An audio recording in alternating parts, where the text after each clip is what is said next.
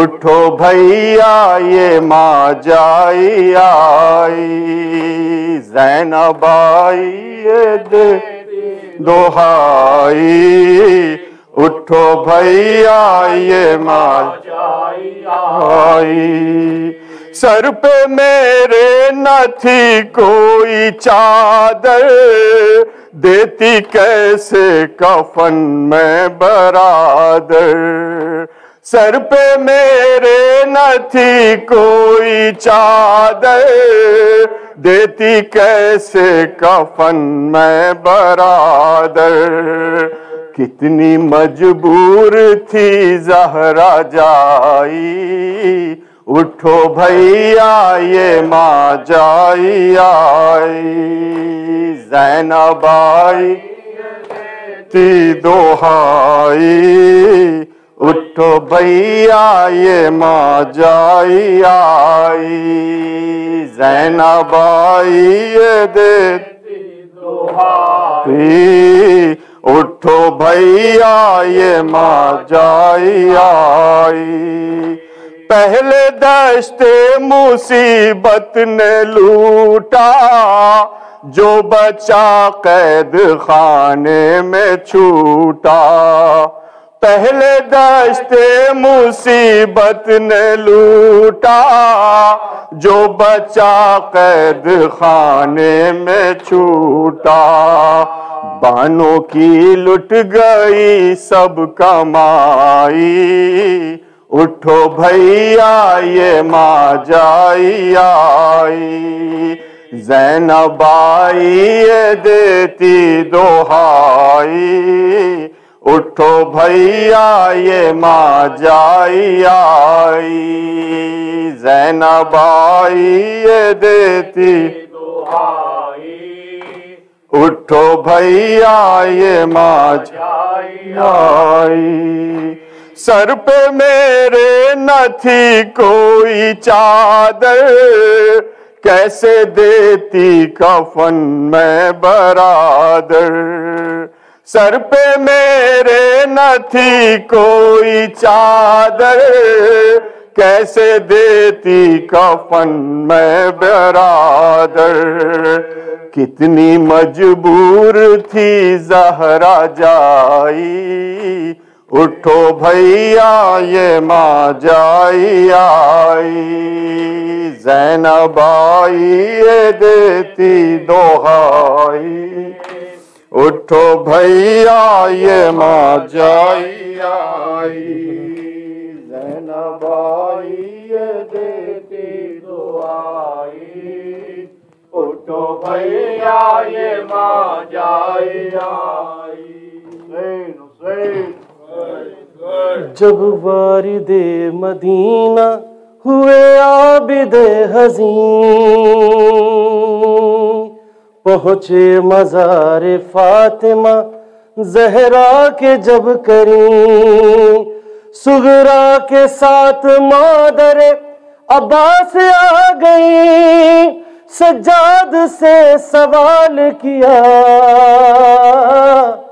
زین العابدین، پوچھتی تھی قافلہ سالار سے ام البنین، پوچھتی تھی قافلہ سالار سے ام البنین، پوچھتی تھی قافلہ سالار، سب مل کے جواب دیجئے، البنین، پوچھتی تھی قافلہ سالار سے ام البنین، کربلا کے ناتواں، کربلا کے ناتواں بیمار سے ام البنین، پوچھتی تھی قافلہ سالار سے ام البنین، پوچھتی تھی قافلہ سالار سے ام البنین، آپ تو بیمار تھے کیا آپ سے شکوا کروں، وہ جو لشکر کے علم بردار تھے دل کا سکون، ان کے ہوتے کس طرح خیموں میں دریائے لیں، پوچھتی تھی قافلہ سالار سے ام البنی، پوچھتی تھی قافلہ سالار سے ام البنی، جب علی اکبر ہوئے نظر سنا میدان میں، جب نہ تھی طاقت سنبھلنے کی شہ ذیشان میں، تھا کہاں یہ جب نہ تھا قاسم کے جیسا محجبی، پوچھتی قافلہ سالار سے ام البنی، پوچھتی قافلہ سالار سے ام البنی، گفتگو سجاد سے تھی مادر عباس کی، درمیان گفتگو حائل ہوئی بنت علی، رو کے فرمانے لگی اے مادر کعبہ نشین، پوچھتی تھی قافلہ سالار سے ام البنی، پوچھتی قافلہ سالار سے ام البنی، میرے غازی کے لیے کیوں بدگماں اماں ہے آپ، باد زہرا مادر حسنین میری ماں ہے آپ، خاندان ہاشمی میں با وفا ایسا نہیں، پوچھتی تھی قافلہ سالار سے ام البنی، پوچھتی تھی قافلہ سالار سے ام البنی، بھانجے بیٹے بھتیجے سب کے سب زندہ رہے، خود حسین ابن علی بچوں کو سمجھاتے رہے، جب تلک غازی ہے مجھ کو موت چھو سکتی نہیں، پوچھتی تھی قافلہ سالار سے ام البنی، پوچھتی تھی قافلہ سالار سے ام البنی، اور پھر ایسا ہوا مشق و علم کا پاسباں، لے کے رخصت جانب دریا ہوا ہمارا رواں، کر لیا دریا پہ قبضہ رہ گیا لیکن وہیں، پوچھتی قافلہ سالار سے ام البنی، پوچھتی تھی قافلہ سالار سے ام البنی، مشق سے پانی بہا تو خون اپنا دے دیا، ہو گئے بازو جدا سی ناشکستہ ہو گیا، اب میری چادر کا ضامن ہے سر خلد بری، پوچھتی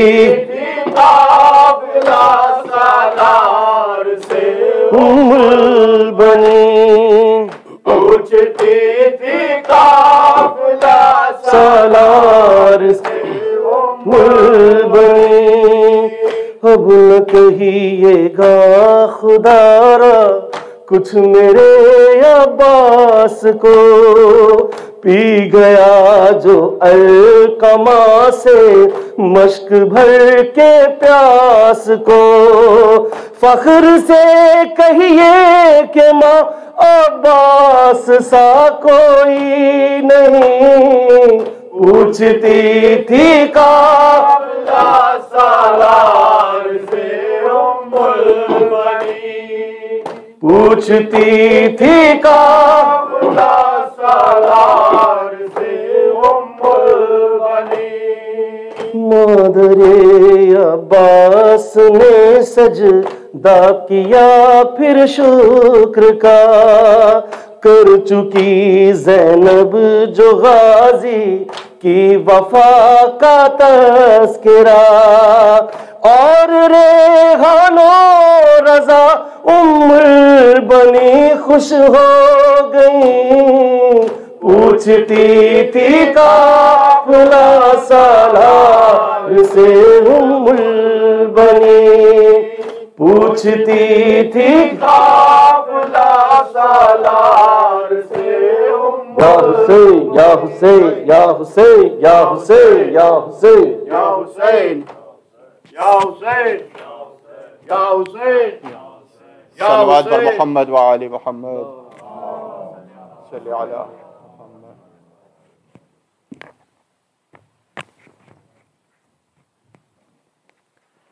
السلام عليك يا رسول الله يا محمد يا حبيب الله، السلام عليك يا أمير المؤمنين علي بن أبي طالب، السلام عليك يا مولاتي يا فاطمة الزهراء سيدتي نساء العالمين، السلام عليك يا مولاتي يا خديجة